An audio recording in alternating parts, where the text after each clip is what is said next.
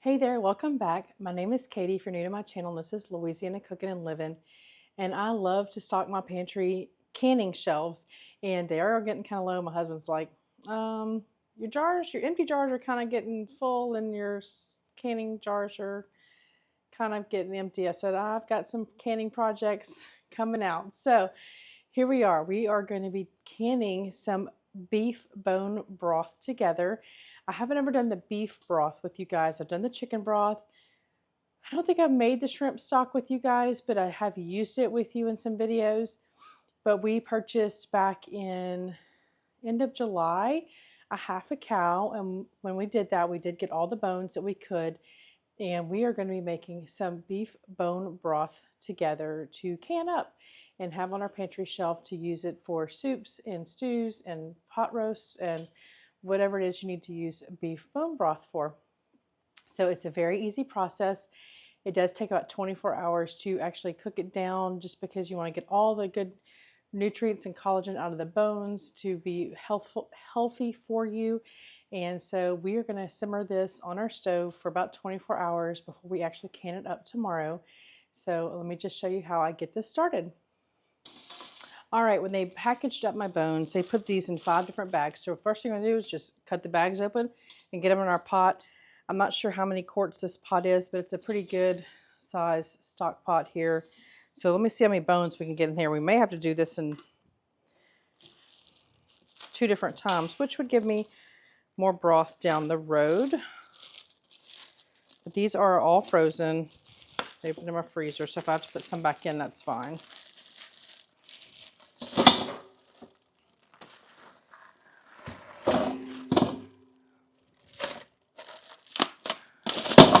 Ooh. So I do have a video about when we purchased this half a cow. So if you're interested in that process, in case you ever want to do that for yourself, I will leave that video linked above in the cards. You can just click on that and watch that video.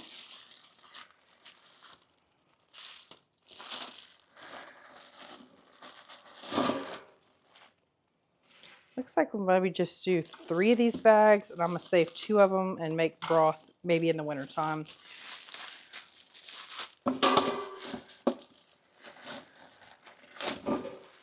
And I'll try to cram them all in here. So I'll save those other 2 bags.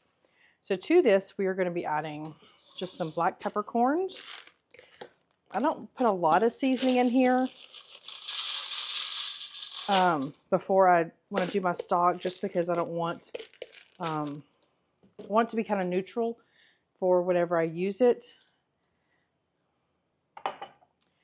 So in my little jar here, I just have some odds and ends of a little bit of onion and some carrot and garlic cloves and even some little mustard seeds. I was canning some peppers, and this was just my leftover mix. I'm going to just add these in here, because pretty much anything I make with beef broth, I will use onions and carrots and garlic, so I'm fine having that in there. So really, I'm just going to top this off with water. Oh, one last thing.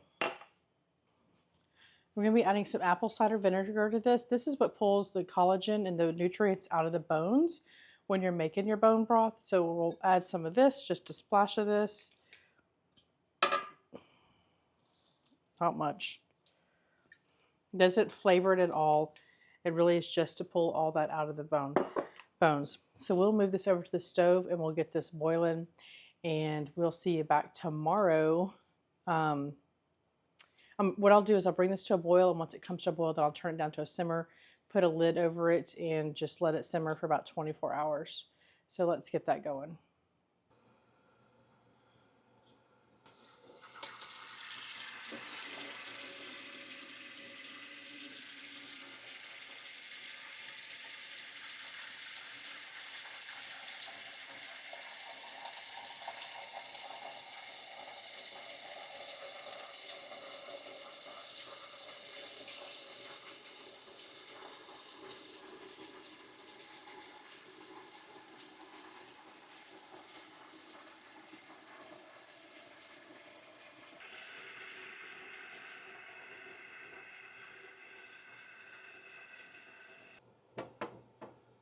All right, so my pot is mostly full, and I have this bone broth concentrate that I had bought off of Amazon. And if you're interested in this as a quick alternative to making your own stock or whatever, I'll link this down in the description box. Anything I link down there doesn't cost you any extra. It just helps my channel out. So if you're interested in this instead of making your own stock, I will link this below. But I need to use this up, so I'm going to add this into my broth here.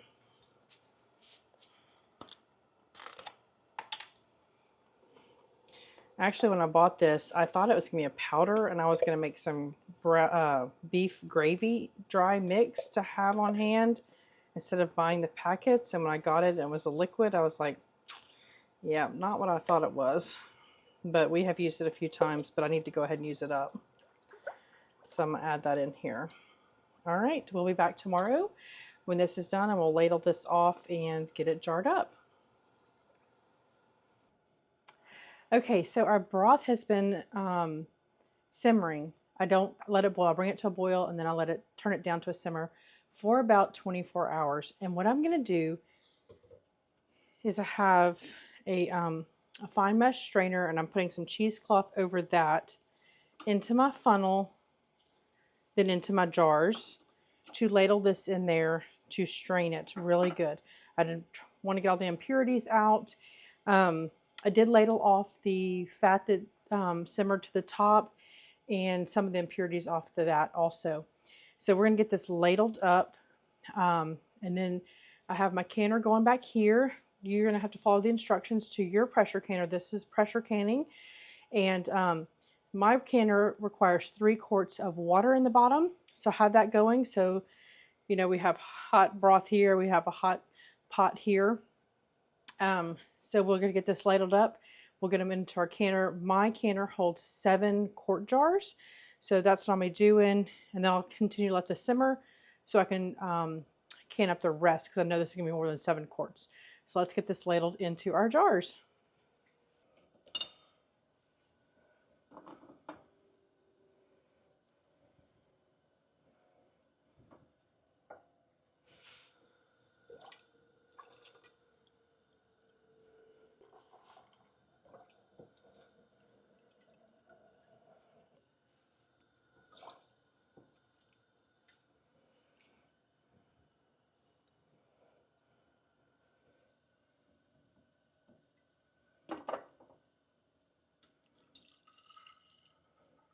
All right, we'll finish jarring this up, and then we'll move over to the next step.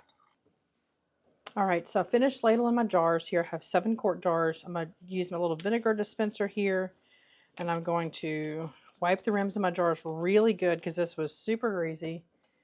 Even though I ladled all the fat off the top, there was still a lot in there. So I want to make sure I wipe these really well so that we can get a good seal.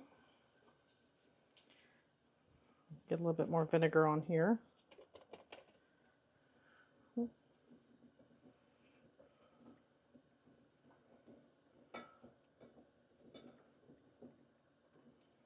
All right, my canner is simmering over there, and we are going to screw our lid and our ring on fingertip tight.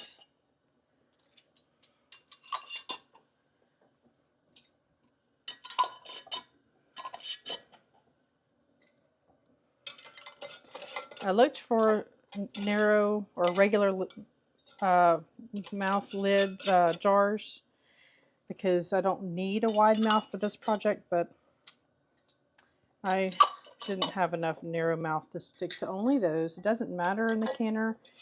It's just I prefer, if I don't need a wide mouth, to save those. All right, we'll get these in our canner now.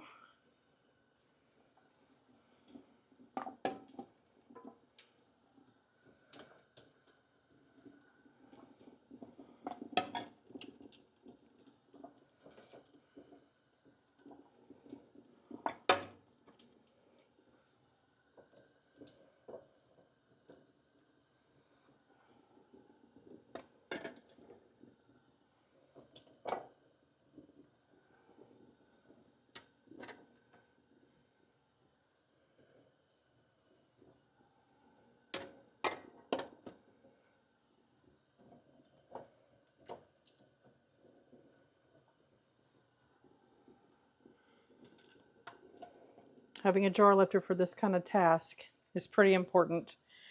Having a jar lifter to move your jars into the canner when they're hot, get them out of the canner when they're hot, is a very important tool to have. All right, so what we're going to do is we're going to put our lid on here.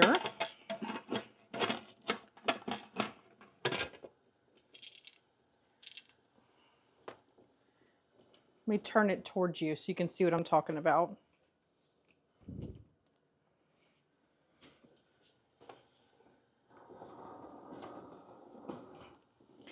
There's a pressure gauge on your pressure canner. Here's a vent pipe. And so what's going to happen is this is going to start venting all the air from outside of from inside the pressure canner out. When you see the air, the steam coming out of here continuously, you're going to set your timer for 10 minutes. After the 10 minutes is up, this is the way my canner is. All canners, or some canners are different. There's a little weight. I'll put the weight on the vent pipe. Then we'll wait for our pressure to come up to my area is 11 to 12 pounds of pressure. I'll have to check for sure in my area. Everybody's elevation is different. You need to make sure with your elevation, you'll get to your pressure you need to get to, and then you'll set your timer for 25 minutes. After the 25 minutes is up, you will turn your burner off, and you let everything come down to equal pressure with your surroundings. You don't want to open this when it's pressurized. You want to let it slowly come down to pressure by itself. And then we'll take our jars out. So we'll come back when it's time to take the jars out. Okay, so our pressure canner has come down to equal temperature with the room. I just kind of left it for a couple of hours while we're doing dinner and everything. So we're going to open it up. First thing we're going to do is we're going to take our little weight off, our jiggler. We'll take that off, and then we will unseal the canner.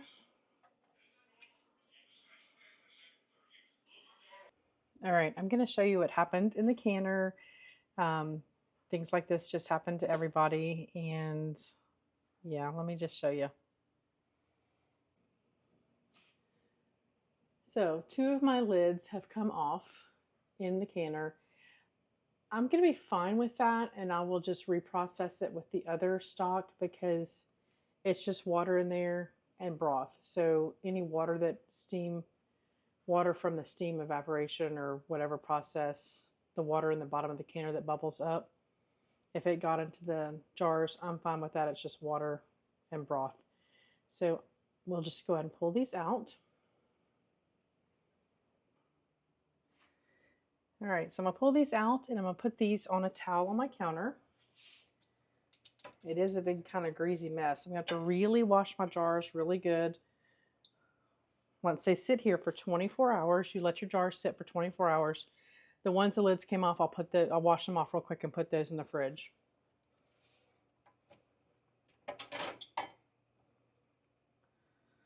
But these other jars are going to be a big greasy mess.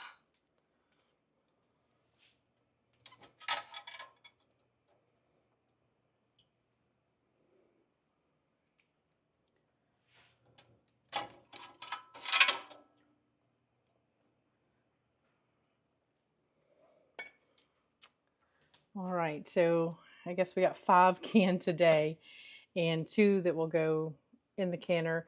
I'm not quite sure. I'm trying to decide whether I'm going to can the rest of this or I'm going to freeze dry it. I really want to make some brown gravy powder mix, and I'm having a hard time finding a beef bouillon powder that's clean and doesn't have a lot of bad ingredients in it. So I'm thinking I might freeze dry some of this beef broth and powder it and then make brown gravy mix. If I do that, then you will see a recipe coming soon on how to make brown gravy mix. So I'm happy with what I have because I know I have this other pot simmering away still, making me some more broth to deal with tomorrow, and I'll get these other 2 jars in the fridge. So I hope you try this sometime. You can always go to a butcher, or even I've bought, I'm not even sure what they're called, some kind of beef ribs that are kind of cheap at the grocery store, and I've made beef bone broth with those before. So you could do it with chicken. I've done shrimp shells before, vegetable broth, It's all kind of the same process, letting it simmer for about 24 hours and canning it up. So I hope you give this a try, and if you haven't subscribed already, we ask that you subscribe, and thanks for watching.